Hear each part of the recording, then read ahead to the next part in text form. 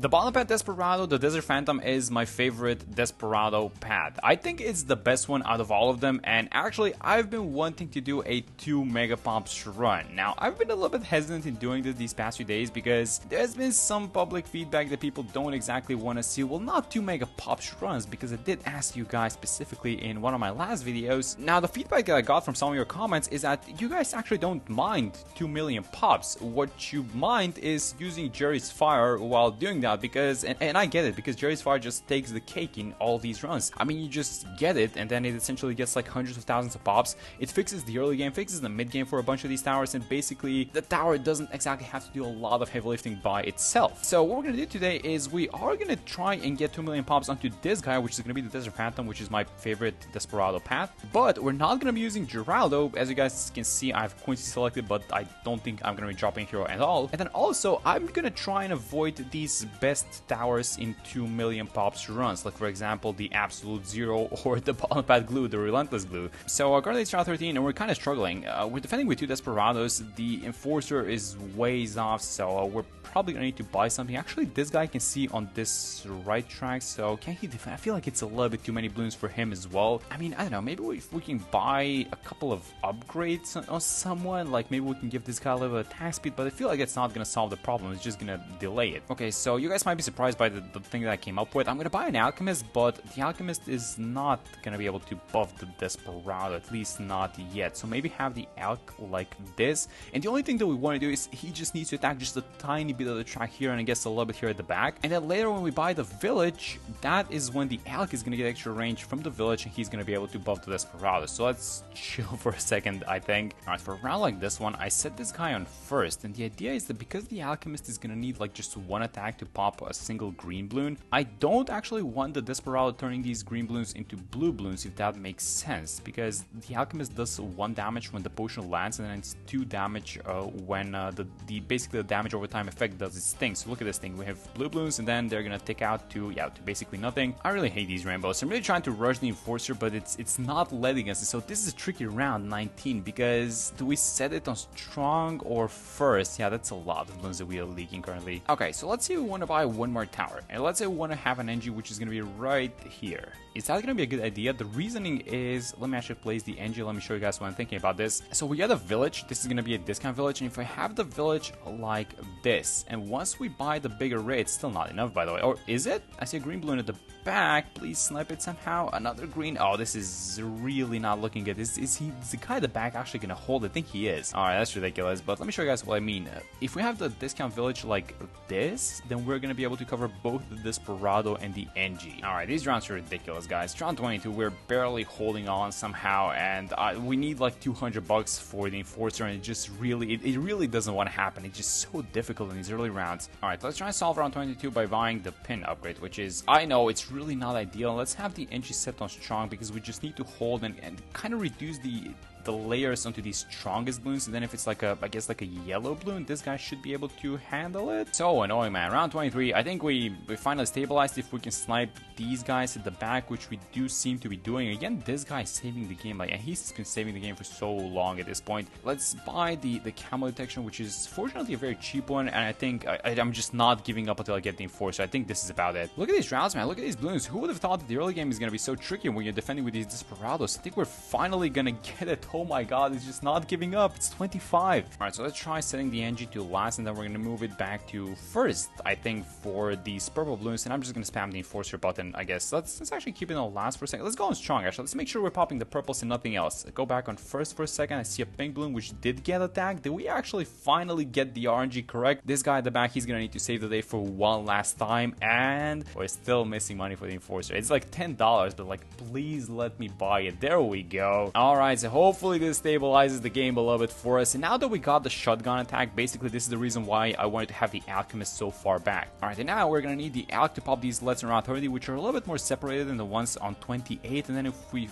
survive versus these guys basically, then we should be stable in the... Oh, I see a lead balloon. Oh my god, the lead balloon made it on the other side. It's actually not even one, it's like 3 leads that are gonna make it on the other side, but this single guy is not gonna be able to defeat them at the back. Okay, so here's the plan. We buy a village, which is gonna extend the range of the alchemist, and then if we have enough money left over, which we don't, we need about $50. So let's try and make 50 bucks, and then we're gonna get the AMD, and then he's gonna throw the AMD onto the Desperado, and then the Desperado is gonna be able to pop lead balloons, which I know is quite the plan. So let's see, we got the AMD, set this guy strong, so he's focusing down the lead balloons, and that's the most ridiculous early game that I've had in a very long time. Alright, so it's 38, and here's how things are looking so far. So we have the 0-1-3, actually this guy should become a 0-2-3 now that I think about this. But we have our Desperado, and I basically stopped at the primary training. I don't want to get the primary mentoring because it's going to give this guy a little bit of extra range. Now, if we give him range, then I think that the shotgun range is going to improve by so much that it's actually going to get the village and the alchemist, and therefore it's going to lose the attack speed from the nomad upgrade, if it makes sense. So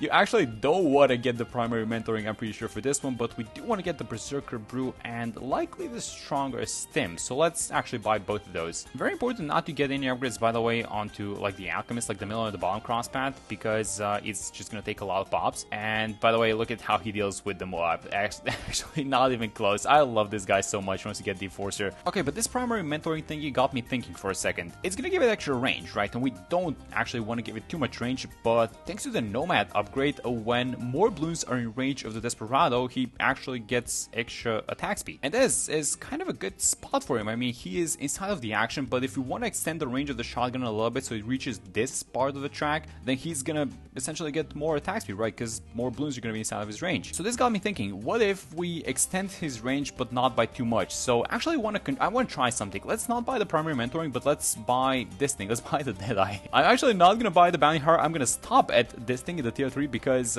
this ability right now gives 25% range and 50% accuracy. If you buy the Bounty Hunter, it goes up to 50% range.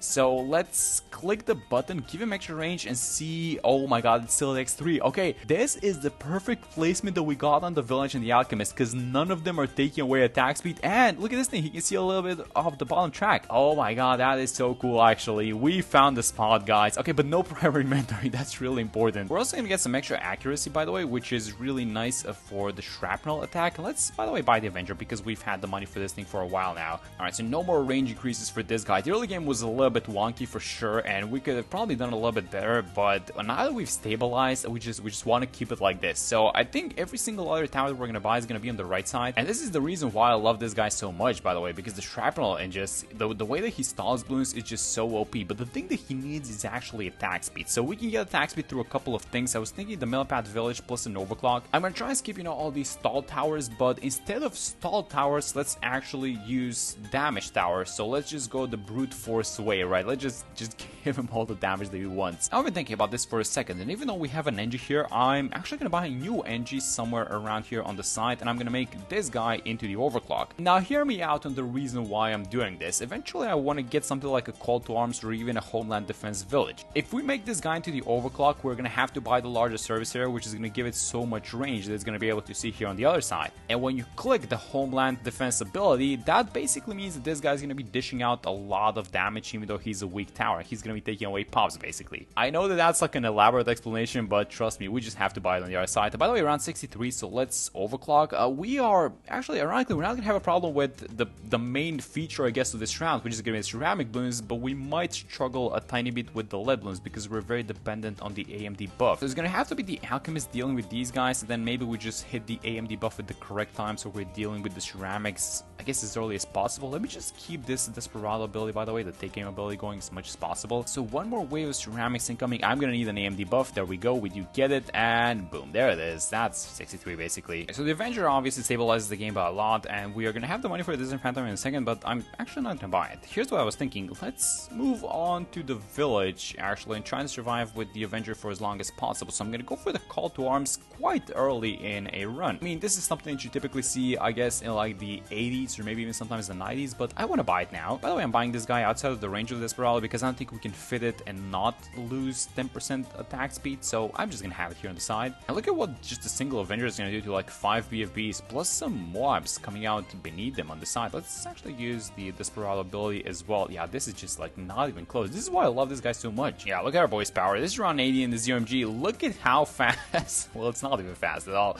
Look at how slow the ZMG is moving in all the insides. This is why I love this guy so much, and I think I said this actually from the start when the Avenger got, basically the Desperado got released. I feel like the Avenger price is a little bit too low for the power. It's like only 10,000, but look at what it does for 10k. I mean, we don't even have any special buffs on it. It's like, well, I guess the overclock helps. Look at this guy, 4 ZMGs. Come on, guys, this is not even funny how good he is. This is only the tier 4 still. I have not bought the Desert Phantom. We have enough money for the Homeland, but I actually want to chill with the Homeland for a second. And actually, since we're doing like this no all gas no brakes type of a, you know, full damage setup, let's go for the Glue Storm. And we don't even have like this village in the range of Desperado anyways. Let's click all the buttons. We're gonna need the MD buff by the way in order to damage these guys, so hopefully it's enough. We do get it. So are we popping all of them? Oh my god, we missed one. No way this is happening.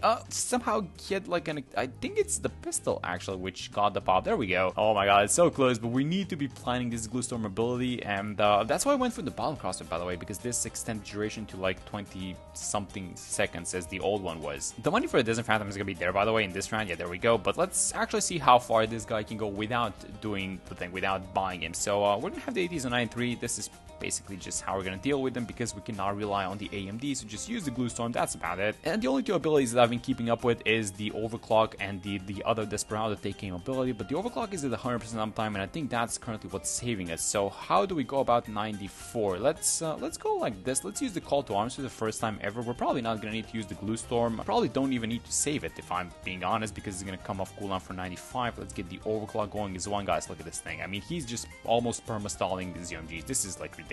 And it's not only that, but the damage that it seems to be doing with the shotgun is quite enough to deal with all these insides. Although it's going to be very interesting versus 45 Bloons. 45 is where basically all of these like game-winning towers, you know, just start losing. So you're going to need a little bit of help, but for now, 94, not even close. Okay, so 95 on the field. We have a little bit of a problem, as you guys can see. So let me just dump all the abilities. I'm actually even going to dump the Call to Arms on this one. So the problem that we have is that we're not popping the lead Bloons in any way, because this guy has no lead popping power. He's reliant on the AMD, and the AMD is not getting thrown around that often. But with the Glue Storm ability, it seems like we have done it. It was like, ironically, the biggest problem that we had was the small Bloons that came out on 95 and not the DDTs. Yeah, once you use the Glue Storm, all the DDTs disappear. So let's go like this. Let's give him a little bit of extra range. Now we're going to face some 45 Bloons. Thankfully, they're only going to come from 45 to Moab, so I don't think we're going to have an issue on this one as well. But I'm going to start things off by using the Call to Arms, get rid of all these guys, and then it should be a piece of cake for the rest of them. Yeah, you guys remember how I said at the beginning of this video that we're going to be doing a Desert Phantom 2 Mega Pops? Yeah, we're still at the Avenger for some reason. I don't know. This wasn't the part of the plan, guys, but I'm just moving along with the flow, and this guy seems to be destroying everything. When does this guy lose, guys? What do you think? It's gonna be 98. I'm pretty sure it's gonna be 98, or I guess 99 might be tricky, but then we're gonna have the Glue Storm for it, so it's likely not gonna be 99 either. I mean, obviously around 100, but that's like because he doesn't have any, you know, big Bloon damage. So let's try and see what we can do for 98. I'm gonna dump all abilities, and we're gonna pay attention to the Glue Storm, and if it doesn't look like it's coming off cooldown for 99, that we're gonna restart without it. But are you guys noticing something? The ZMGs are gone. Straight up, there are no more ZMGs.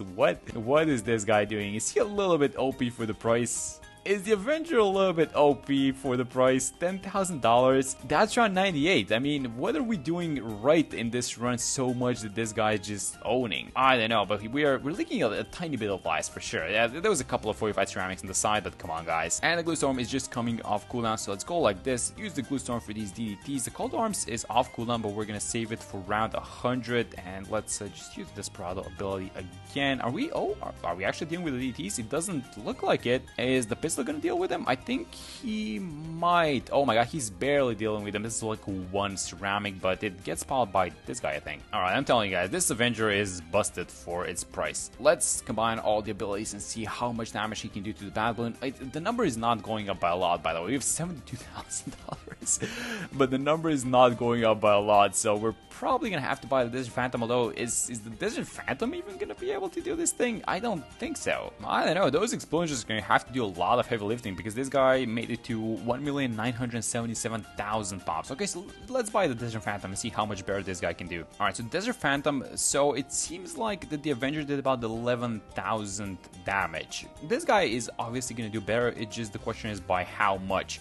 So let's start it off by, I guess, combining all the abilities. Let's go for the Desperado buff in combination with, I guess, the Glue Storm and the Overclock. Well, the Overclock is still going. It's 100% uptime. Just make sure we use it immediately. We might barely get the pop, but he's doing like, I guess, 15, 16,000 more damage. We do get the pop, which is good. So we do have the damage. It's just that we need a little bit more. Okay, so Desert Phantom and what? A Super Brilliant? Is this gonna be enough? Let's try it. This is not looking like it's that much better than last time, guys. I'm gonna be honest. Alright, so it seems like damage amplification is not the way to go. So let's use something like this, a First Strike. And then here's a cute little thing that I wanted to do. Let's buy something like this, the Plutonium Reactor, which is gonna reduce the cooldown of the First Strike by a tiny bit. So let's go. Let's combine all the abilities again. Desperado, Call to Arms, use the Glue Storm. We might want to use the second First Strike as well if we don't get the pop. Actually, I think we're gonna get the pop in a second. So hopefully it pops in like a decent spot so that we can just stall all these insights a little bit, because we are gonna need time to pop them. And let's use the Glue Storm in combination with the Call to Arms. We're gonna need this guy to pop like right now. We do have a First Strike, but I don't want to use it because it's gonna eliminate the whole thing. So let's go. Let's use the Overclock. We get rid of the DDTs, and now, yes, look at this thing. That's a great pushback. So how much extra damage did we do? Let me check the pops. Oh, it's